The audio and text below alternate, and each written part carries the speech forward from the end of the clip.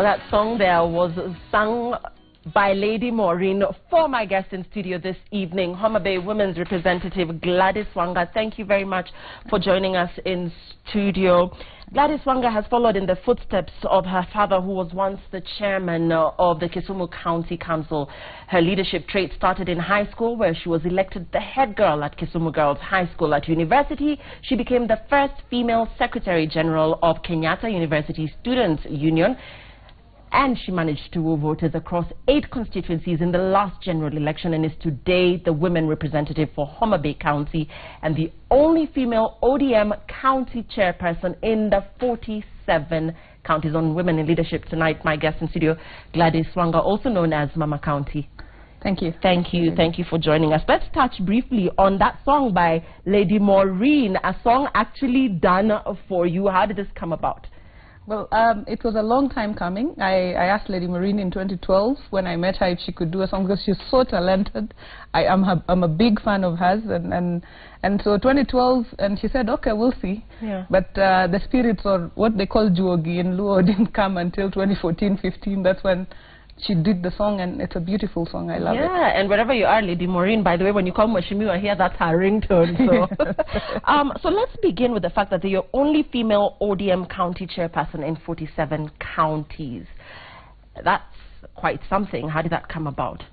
Yeah, I think party politics is quite rough, and it's quite dominated by men. But I think in these last years, ODM has made a deliberate effort to have women within its leadership ranks, seeing to Agnes Zani and others who are within the top leadership, and is now the acting Secretary General.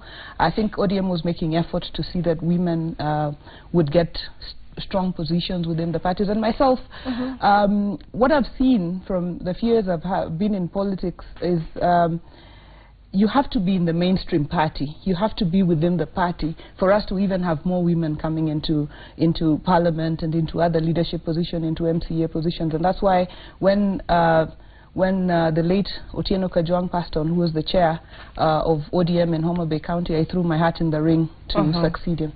Although critics, Gladys, will say that you're overly concerned with mobilizing votes for Raila rather than dealing with the plight of the common man. And she'll be talking about your development record. What's your response to that? People who feel that you are at the forefront as pretty much his spokesperson on a lot of issues, and that's quote-unquote spokesperson. Yeah, I think that yes, I do a lot of work for my party, and I do work a lot with my party leader to do what we need to do for the party, because every political party has the intention to ascend to power, and I think it's our responsibility as party foot soldiers to do that. But I also do a lot of work for the people of Homa Bay who elected me, and I think perhaps the party work is covered more than the actual work on the ground, and I think with today's opportunity perhaps we can outline some of the things I'm actually doing for the people of Homa Bay, particularly the women, the youth, persons with disabilities, and even before, Lillian, before we even had this affirmative action fund that women reps now have, because for 3 years we had nothing, and in 2014 I began the Homa Bay County Women's Circle, which now has about 7,000 members in Homa Bay. We have issued loans to small business people up to about 25 million Kenya shillings. So some of these initiatives that we do on the ground perhaps don't get as much coverage, but that is one of those initiatives that I have done, starting the Homa Bay County Women's Circle. I run a program named Mama County Says. Mama County Says is a girl-child mentorship program that I do biannually. From 2014, I bring together over 2,000 girls from all the schools. The teachers come, we bring in mentors. I know you owe me coming to be a chief mentor at one of these sessions, so I also do a lot of mentorship for girls within Homa Bay. So we do a lot of work for the people as well. Homa Bay County has been ranked as having the highest rates of HIV/AIDS in Kenya. What have you done regarding HIV prevalence in the country? And most recently, 19,000 children in Homa Bay reported to be infected with HIV. That is true, and quite unfortunate. And I think it is something that as leaders within Homa Bay, we are making a concerted effort. Health services are devolved, but we do not shy away. And one of the key areas that we cover during our girl child mentorship programs, because you also know that girls between the ages of 15 and 24 have the highest rate of infection for HIV, and so when we bring these girls together, it's really a good opportunity to talk to them about HIV. I don't do this myself. I bring in the HIV partners who work in Homa Bay, the NGOs and everybody else, and they have the expertise. So we use this opportunity to talk a lot to the girls about sexual debut, about protection, about abstinence, about generally giving the messaging out. But apart from that, I also, my speeches, everywhere I go, you know, talks about HIV. And I come from a HIV background. I worked with LVCT Health before I went into politics, so I have quite a bit of background on the issues. Why do you think historically this has been the situation in Homa Bay? Why are the numbers not dropping significantly? I think I think there are a lot of behavioral issues that have come to the fore, and I think one of the interventions that have been brought in is VMMC, the voluntary male medical circumcision, which because it has been proven that with circumcision the rate of HIV infection reduces by up to 60%. So I think behavioral issues and cultural issues perhaps have been at the background, but I think there have been many partners working and with little results, but I think we have made some steps. And earlier this year you successfully introduced a motion on setting up a fund for training one oncologist per county. Why? This is very, very important and personal to me, because if you go through the process of cancer treatment, and cancer is one of, I mean, apart from HIV in Homa Bay, cancer is also a leading killer, and I think across the country as well. One is the costs are very, very prohibitive. Once you're diagnosed with cancer, it's a very, very prohibitive process. But two, the diagnosis itself is very, very difficult, because when you feel unwell and you go to Homa Bay County Hospital, the doctor will look at you and then say you probably have pneumonia or something, and then you go back home. Have there actually been case studies that have shown that there's misdiagnosis in like, for instance, that hospital? Not the specific hospital. I'm just giving that hospital as an example, but there is a lot of misdiagnosis that goes around the country because we do not have specialists around the country. Even the few specialists we have here in Nairobi are overwhelmed, are hugely overwhelmed, and this is why I brought this motion for the government to fund training of oncologists, to set up a fund where medical doctors who have qualified can now get a scholarship to be trained as an oncologist, and for them to go back to their county hospitals and be able to work. You even see that a lot of the equipment that were brought to the county hospitals don't have people to use them, don't have qualified people to use them. So I think that is a very personal matter to me, and I'd like to see more oncologists trained. Is the government taking the cancer issue in the country, not just in Homa Bay, as seriously as it should be taken? We know a lot of people are flying to India seeking treatment overseas. Treatment is extremely expensive in the country. Is the government prioritizing cancer treatment in the country? I don't think enough. I don't think the prioritization is sufficient. I think, yes, they are making efforts here and there, but I don't think the prioritization is sufficient compared to the gravity of the matter. As you say, once you are diagnosed with cancer, it's not just that you're sick. What kills you is the economic catastrophe, the fact that you're sick but you cannot come to Nairobi Hospital or to Kenyatta to get the radiotherapy at 10,000 per session. But even if you could afford the 10,000, you have to wait a year and a half to get access. So I think some of these things the government could really put more effort. Gladys, you've been one of the more visible women parliamentarians, and we'll get to why you've been more visible. But before that, the electorate feel that over 90% of women reps in the country have not lived up to their expectations, and that in fact they don't understand what this particular seat is all about. What's your response to that? I think it's been a difficult 3 years. Because what do the electorate expect? They expect that if they elected you, you bring them something. They tell you they want water, you can bring it. They tell you they want a road, you can bring it. But that is a position that women reps have not been in, because we have really had no fund. Because the expectation of the electorate is not so much that you're going to legislate or you're going to do ABC.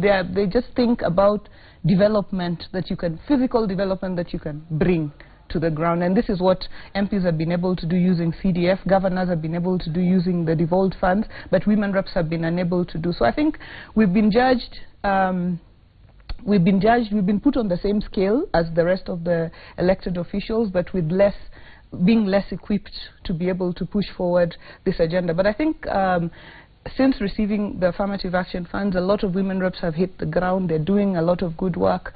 They are probably not covered in media as much as they should be, but I think maybe we need to do a lot more in terms of visibility. But I think work-wise, given the size of the county and given the resources that we have, I think we've tried. Okay, so will you be defending your seat in 2017? Yes, I will be defending. You'll be defending your seat. Okay, because there's been talk that you're eyeing the governor's seat. Is that talk? Is that an actual fact? That has given me a lot of trouble.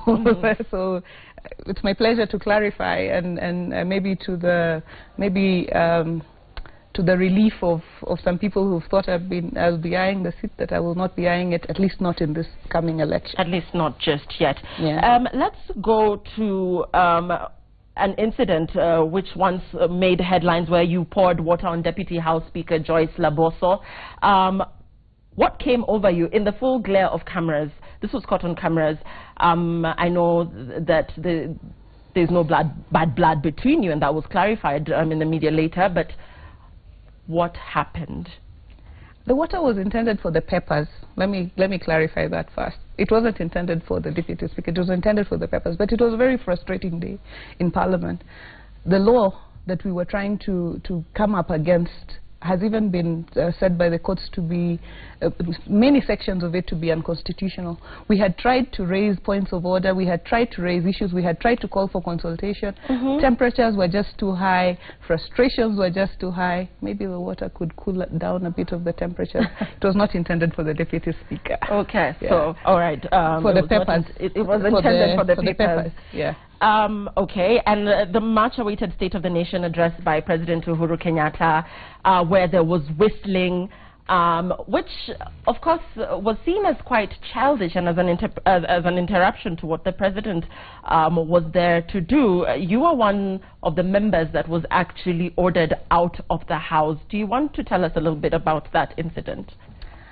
This was an agreed coalition position, that we felt the President had been given feeding too much PR, and that we wanted to raise specific issues with him. And so what we executed on the floor was an agreed coalition position, and I'll tell you that many people chickened out, but once you agree one of the things that has pushed me this far is once we have an agreement, even if we had an agreement with you, but especially once we have an agreement with as a coalition, you will count on me to pull through with it. You will count on me to pull through with it. So even the others who say, oh, you know, me, I was like this, me, I was like that, they're all just chicken. I mean, they may just have chickened out, you know, on the floor on that day. What we were trying to do is just picket, which is allowed in the Constitution. Right. I want to talk about you being in this position as women's rep, as a politician. You're busy, you're on the road, juggling that with family and your children, your husband and your children. Tell us what that has been like for any aspiring woman that wants to come into politics or even in positions of leadership which require a lot of time away from home. How do you juggle the two? Well, honestly, that is the most difficult bit of my job, of this political job. It's just trying to find time to be with the children. Weekends when you can be here is when you're also needed, when you also have time to go to the county and be there. And the sheer size of the county, even if, you know, you can't quite skip too many weekends because you need to cover a very large area. So it's been a major challenge, but I've just tried as much as I can to make time for the children. Like now they're on holiday, to try and reduce my trips to the county during the holiday when they are around and spend some time with them. And just apart from the children, also my husband, because he can easily get forgotten in this mix. You're up and down, you're out of the country, you could end up losing your seat and losing your husband as well. Talking about losing your husband, how do men react to this very vocal wife who I suppose he's sitting at home, he's watching on TV, you're at a political rally, you're loud, you're standing amongst a group of male colleagues. How does he react to that? Is this who you are at home as well, this very boisterous and assertive person? No, no, no. At home I'm just a humble mother and wife.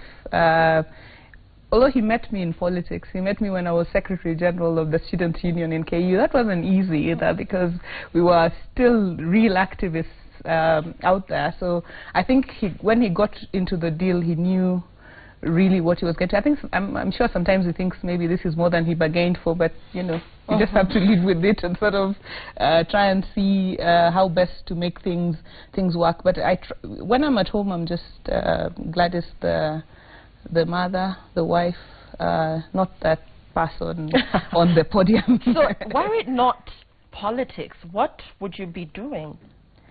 I'll just be a community mobilizer, I think. I'd be with communities. I discovered that. I studied appropriate technologies, renewable energies, a lot of science, a lot of physics, but I discovered, no. Mine is not with machines and what have you. Mine is with the people. So I'd probably still be working with LVCT, going down to communities, telling them about HIV, telling them about their health, other things, and generally, whatever the message, I would be with communities and working within communities, mobilizing communities into action in a certain direction. That is where I think I'd be. Right. Looking at the women of Homa Bay County with only less than a year to the general election, what are some of the key issues that you feel need to be urgently addressed, which of course in the time that you've been in office perhaps have been too much to deal with? What do you think, what issues are women in Homa Bay County dealing with currently? I think the issue of women's economic empowerment is major. I think the SACCO is good. I'd like it to reach more women. We have 500,000 women. We only have 7,000 members in the SACCO. I'd like to be able to reach more women. I'd like the issues of HIV dealt with.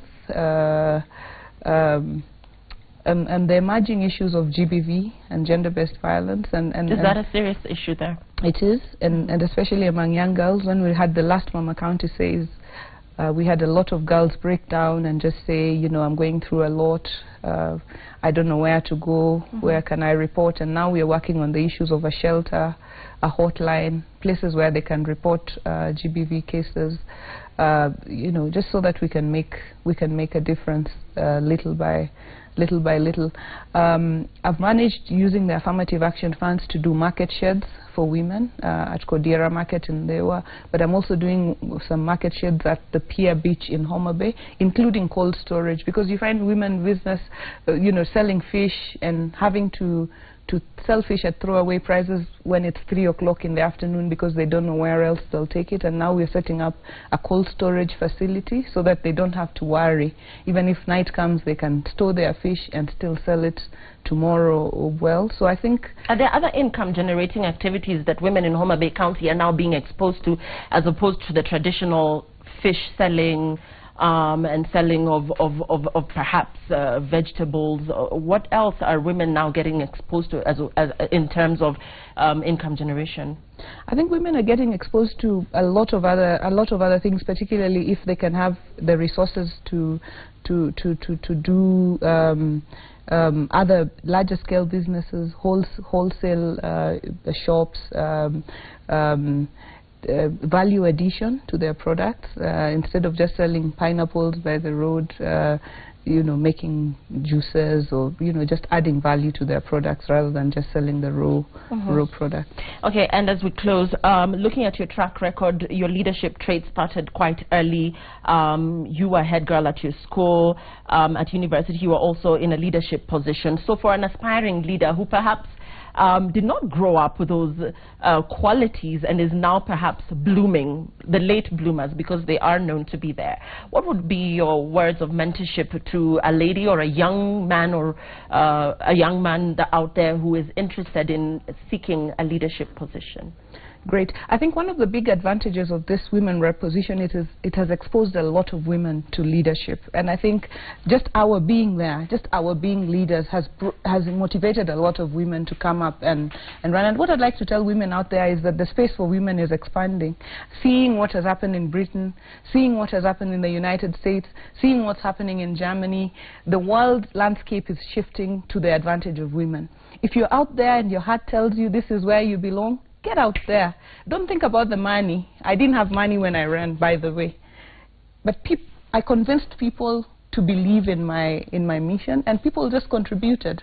They didn't contribute 100,000 or 200,000. They contributed 10,000, 50,000, 20,000, 5,000, whatever they had to make the dream a reality. So if you're out there thinking, follow your heart.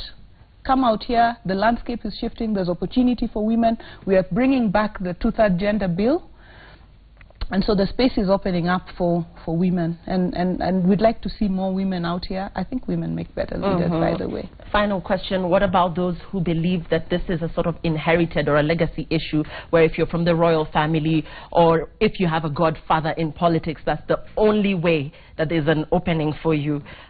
Nothing is could be farther from the truth. My father taught me politics, but he passed on a long time ago. I was just an orphan there coming up. Nothing can stop you from following your dream. Just come out here, talk to other women leaders whom you can reach and access. Believe in yourself, really. Nothing. The sky is the lower limit. Yeah. The sky is the lower limit. That is a good ending point. Yeah. We've been talking to Homa Bay Women's Rep Gladys Wanga, and she, of course, is championing the cause of the girl child and the woman in Homa Bay County. Very many thanks for joining us this evening. 10 over 10 will be up shortly. Joy Mutengi and Willis Raburu doing their thing. It's definitely a show you don't want to miss. The hashtag is 10 over 10. We'll be crossing over to them after the days of sports. Marcy, do we have your tweets, or are we going to take them at the end of the bulletin? We'll take them at the end of the bulletin. Thank you very much for staying with us. Sports is up next. Thank you.